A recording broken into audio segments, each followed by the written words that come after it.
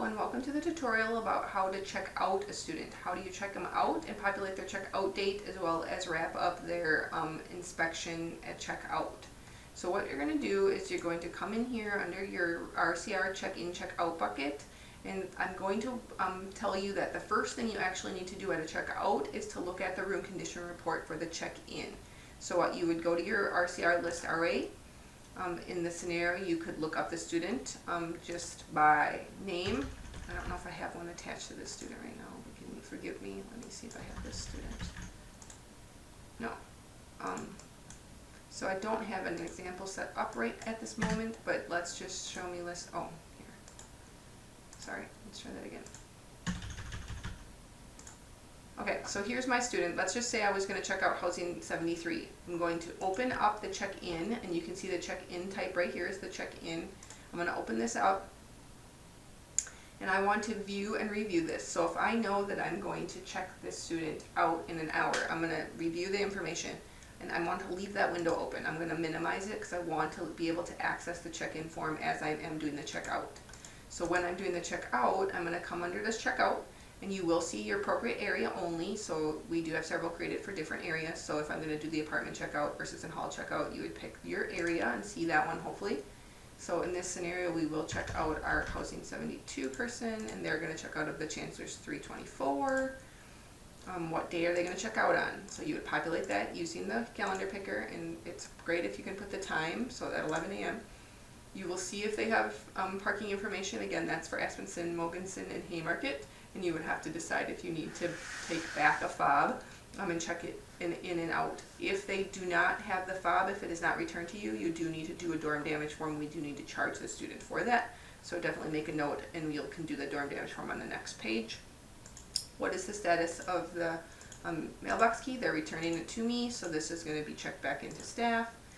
The status of this key that they received on 8/15 today, they're checking it back into the staff. So there we've done, they're giving me the mail key, they're giving me their room key, maybe they're giving me some parking information. Then, just as you know, forwarding address is also going to be an online process. So at the end of the semester, we will talk heavily with students about how to update this information in their My Housing portal under miscellaneous. But if it is a mid-semester checkout, we may not have started to talk to them about this yet. But you certainly can direct them. If you know a student has come to you to sign up for checkout time, they can go to their My Housing portal and update their mail forwarding address information before they get to you at the checkout process. But if they have not done that, you can populate it here. So you can say on October 1st, we're going to, at 11 a.m., sorry, there we go. We're going to add this information in.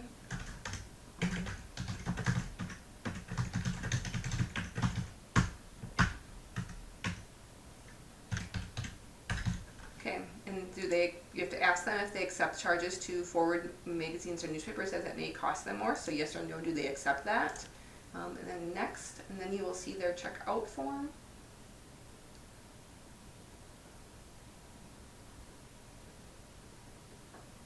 It's coming, to 6 minutes. And here's their checkout form. So again, I don't have the exact one in this example, but here is the check-in form, and I can see that up here, the UWC Hall check-in. This was their check-in form, and side by side I can maybe compare and look at if there are any notes versus the checkout. Now, if this says clean on this one, it's going to say clean. However, if there was a note over here in this notes field and it was highlighted green, that does not translate over to the checkout. I know it's not a perfect process. I am working with the software company to hopefully get that fixed in another version. But so the clean, these rating systems will be the same from check-in to checkout, but any notes that you put on the check-in, over here on the check-in, will not correlate to the checkout. That is why you're going to need to reference them both back and forth and be able to have a dual screen if you need it.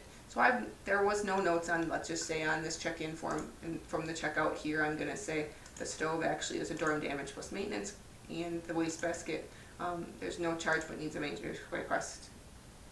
Maybe that's not a good example. The table at Aspenson, Mogensen, the refrigerator has no charge but needs a maintenance request. So we have a damage charge here. Remember, all damage charges do need to have a picture. So upload a picture of the stove or oven if regarding what the damage is. Make notes so we know exactly what the damage is and why you're doing it. And then the refrigerator has just a maintenance request. So let's just start. We need to do the maintenance request for the refrigerator. So I'm going to go here. I'm going to find the room. So it's going to be Chancellor's 324. I'm going to find that. 324A to be exact.